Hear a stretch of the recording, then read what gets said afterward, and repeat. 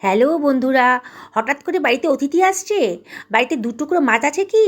তাহলে চিড়ে দিয়ে বানিয়ে দিন এই টেস্টি কাকলেট। হোটেল রেস্টুরেন্ট থেকে কিছুই কিনে আনতে হবে না। আর অতিথিরাও দারুণ খুশি হয়ে যাবে এত সুন্দর টেস্টি রেসিপি খেয়ে। আমি এখানে 1 বাটি পরিমাণ চিড়ে একটা বড় বোলের মতো নিয়ে নিয়েছি। চিড়েতে অনেক নোংরা থাকে, তাই চিড়েটাকে আমি 2-3 বার জল চেঞ্জ করে করে ভালো করে ধুয়ে নেব। আপনারা যে কোনো ধরনের চিড়েই নিতে পারেন, মোটা দানা কিংবা পাতলা। দু ধরনের চিড়ে আছে, আমি এটা মোটা ধরনের চিড়ে নিয়েছি। আর চিড়েটাকে ভালো করে ধুয়ে নিয়েছি 2-3 থেকে 3 বার। দিয়ে এবার আমি চিড়েটাকে অল্প জল দিয়ে ভিজিয়ে দেব। এমন করে জলটা দেবো যাতে চিড়েটাও ভালো করে নরম হয়ে যায় আর জলটাও শুকিয়ে যায়। আপনারা যদি পাতলা চিড়ে নেন তাহলে কিন্তু খুব অল্প জল দিয়ে ভেজাবেন, কিংবা ধুলে পরে কিন্তু চিড়েটা নরম হয়ে যাবে, তখন আর জলে দিয়ে ভেজানোর দরকার হবে না। আমি একটা ফ্রাই প্যান নিয়ে নিয়েছি, এখানেও আমি সামান্য পরিমাণ জল দিয়ে দিলাম, খুবই সামান্য জলটা দিয়েছি। আর এখানে দিয়ে দিচ্ছি 2খানা কাতলা মাছের টুকরো। আর এর ভেতর আমি দিয়ে দিচ্ছি সামান্য একটুখানি হলুদের গুঁড়ো আর সামান্য একটুখানি লবণ, এই 1/4 টেবিল চামচ মতন। আর ফুটতে শুরু করেছে, এবার আমি এই সব কিছু ভালো করে মিশিয়ে দিচ্ছি। জলটা খুব অল্প করে দিয়েছি, কারণ মাছটাও সেদ্ধ হয়ে যাবে আর জলটাও বেশি থাকবে না। জলটা আমি ফেলে দেবো না, জলটা শুকিয়েই নেবো মাছের মধ্যে। জলের মধ্যে অনেক পুষ্টিগুণ আছে। এটা ঢাকা দিয়ে মিনিট 2 রান্না করে নিয়েছি। আবার ঢাকাটা তুলে দেখুন, দেখেই মনে হচ্ছে মাছের একটা পিঠ কিন্তু সেদ্ধ হয়ে গেছে। এবার মাছটাকে আমি একটু উল্টে দেবো, দিয়ে আবারও ঢাকা দিয়ে মিনিট 2 সেদ্ধ করে নেব। দেখুন আমার জলটাও শুকিয়ে গেছে আর দেখেই মনে হচ্ছে মাছটা কিন্তু সেদ্ধ হয়ে গেছে। জলটা ফেলতে হলো না, একেবারে জলটা মাছের মধ্যে শুকিয়ে নিচ্ছি। এবার আমি একটা চিমটা দিয়ে মাছটাকে অন্য একটা পাত্রের ভেতর নিয়ে নিচ্ছি, একটু ঠান্ডা করে নিচ্ছি। নিয়ে এবার কাঁটাগুলো বেছে নেব।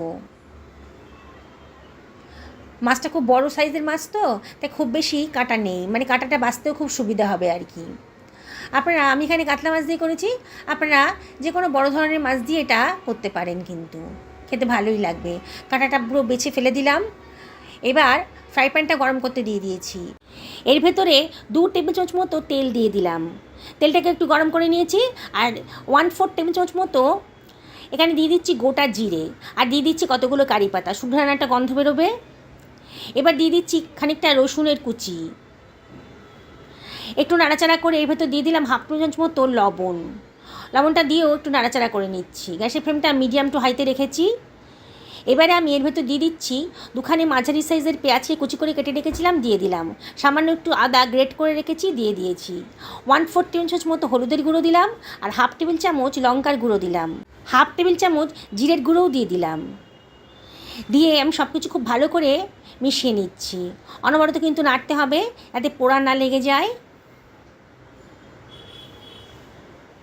দেখুন একটুখানি নাড়তেই কিন্তু পেঁয়াজের কাঁচা ভাবটা চলে গেছে। এবার আমি মাছের কিমাটা দিয়ে দিয়েছি, দিয়ে সব কিছু খুব ভালো করে মিশিয়ে নিচ্ছি।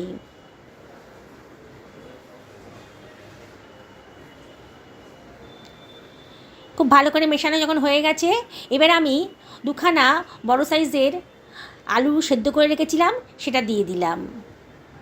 সেদ্ধ করা আলুটা স্ম্যাশ করে রেখেছিলাম, দিয়ে দিলাম। দিয়ে সব কিছু আবারও খুব ভালো করে মিশিয়ে নিচ্ছি।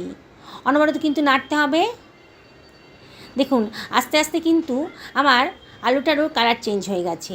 এবার দিয়ে দিচ্ছি খানিকটা কাঁচা লঙ্কা কুচি টেস্টের জন্যে, 1/2 টেবিল চামচ চাট মশলা দিয়ে দিলাম। আর দিয়ে দিচ্ছি একটা ম্যাগি মশলা, পাউচ ছিল ম্যাগি মশলার পাউচ, সেটা দিয়ে দিলাম। আপনাদের হাতের কাছে যদি কোনো নুডলস মশলা থাকে তাহলে দিয়ে দিতে পারেন, খুব ভালো লাগবে। আর না থাকলে পরে গরম মশলা দিয়ে দেবেন। দিয়ে আবারও সব কিছু ভালো করে মিশিয়ে নিচ্ছি।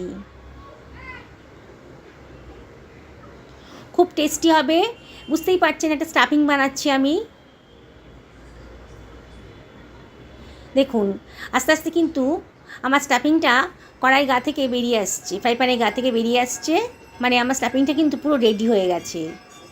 কালারটাও খুব সুন্দর এসেছে আর খুবই টেস্টি হবে, বুঝতেই পারছেন। এবার এটাকে আমি গ্যাসের ফ্লেমটা অফ করে একটু ঠান্ডা করে নিচ্ছি।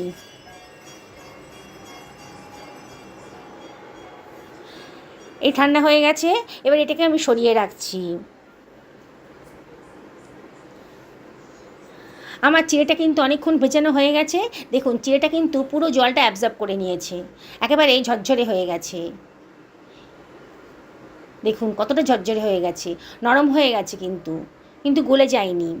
এবার এর ভেতর দিয়ে দিচ্ছি 1/2 টেবিল চামচ লবণ, আর এর ভেতর 1 টেবিল চামচ কর্নফ্লাওয়ার দিয়ে দিলাম বাইন্ডিংসের জন্যে, আর সামান্য একটুখানি 1/4 টেবিল চামচ মতো লঙ্কার গুঁড়ো দিলাম, আর দিয়ে দিচ্ছি খানিকটা চিলি ফ্লেক্স, দেখতে ভালো লাগবে।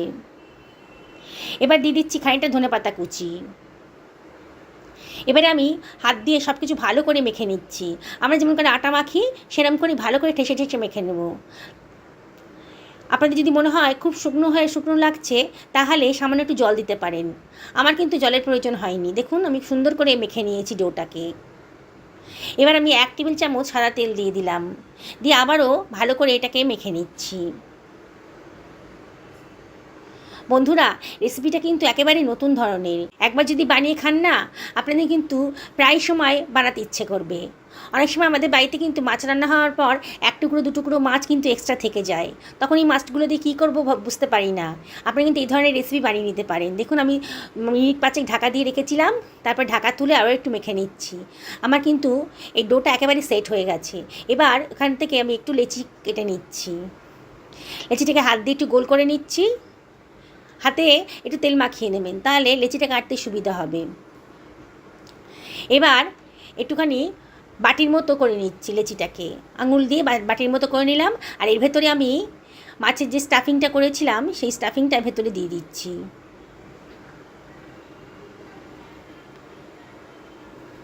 দিয়ে মুখটাকে সিল করে দিচ্ছি। দিয়ে সব কিছু আবারও ভালো করে ঠেসে ঠেসে ঢুকিয়ে দিয়ে আবার এটাকে একটুখানি চ্যাপ্টা মতো করে নিচ্ছি। আপনারা যে কোনো আকারে দিতে পারেন, আমি এটাকে চ্যাপ্টা চ্যাপ্টা আকার দিচ্ছি। দেখুন গোল করে চ্যাপ্টা করে দিলাম। দেখুন আমার একটা ব্রেকফাস্ট কিন্তু রেডি হয়ে গেছে। দেখুন কত সুন্দর দেখতে লাগছে। আমি আর একটা আপনাদের করে দেখাচ্ছি। প্রথমে হাতে একটু তেল মাখিয়ে নিয়ে একটা লেচি মতো করে নেবেন, নিয়ে হাত দিয়ে গোল পাকিয়ে লেচিটার মাঝখানে একটু গর্ত করে একটা বাটির মতো করে নেবেন। এইবারে মাছের যে স্টাফিংটা বানিয়েছি সেই স্টাফিং থেকে খানিকটা তুলে নিয়ে এর ভেতরে দিয়ে দেবেন। স্টাফিংটা একটু বেশি দেবেন, তাহলে কিন্তু খেতে ভালো লাগবে। আর এই রেসিপিটা বানানোটাও সোজা, আর আপনারা এটা যখন খাবেন না, মনে হবে চপ সিঙ্গারা খাওয়ার দরকার নেই, এটাই বাড়িতে বানিয়ে খাই। খুবই হেলদি আর টেস্টিও বটে। বাড়িতে কোনো গেস্ট আসছে, আপনারা কিন্তু এই ধরনের রেসিপিটা বানিয়ে দিতে পারেন। সবাই কিন্তু খুব প্রশংসা করবে আপনাদের। দেখুন আমার কিন্তু হয়ে গেছে। এবার ফ্রাই প্যানে আমি তেল গরম করতে দিয়ে দিয়েছি। এবার গরম তেলে আমি এই নাস্তাগুলো ছেড়ে দিচ্ছি। খুব বেশি একসঙ্গে দেবো না, আমি 4টে 4টে করে ভাজবো। আমার যেমন ফ্রাই প্যানের সাইজ 4টেই ঠিক আছে। এবারে ওপর থেকে একটু তেল ছিটিয়ে ছিটিয়ে দিচ্ছি। প্রথমেই দেওয়ার সঙ্গে সঙ্গে কিন্তু নাড়াবেন না, তাহলে কিন্তু ভেঙে যেতে পারে। আর গ্যাসের ফ্লেমটা কিন্তু হাইতে করেই রাখতে হবে। এক পিঠ হয়ে গেছে, আমি আরেকটা পিঠ উল্টে দিলাম। এটা উল্টাতে আমি একটা হাতা আর স্প্যাচুলার সাহায্য নিয়েছি, মানে দুটো জিনিস দিয়ে আমি উল্টে দিয়েছি। একটু যখন শক্ত হয়ে গেছে তখন আমি এটাকে চিমটার সাহায্যে ওলটপালট করে দিচ্ছি। গ্যাসের ফ্লেমটা কিন্তু হাইতেই রাখবেন, তাহলে কিন্তু ভেতরে তেল ঢুকে যাবে লো ফ্লেমে রাখলে পরে। তাই বারে বারে উল্টে পাল্টে এটাকে আমি ভেজে নিচ্ছি। দেখুন কত সুন্দর করে ভাজা হয়ে গেছে। এবার আমি এটাকে একটা প্লেটে সার্ভ করে দিচ্ছি। একইভাবে আমি বাকি ব্রেকফাস্টগুলোও ভেজে নিয়েছি। বন্ধুরা দেখছেন তো কতটা সোজা রেসিপিটা। আর এর জন্য আমি একটু কেচাপ নিয়ে নিয়েছি খাওয়ার জন্যে। বন্ধুরা রেসিপিটা ভালো লাগলে কিন্তু লাইক শেয়ার কমেন্ট করতে ভুলবেন না।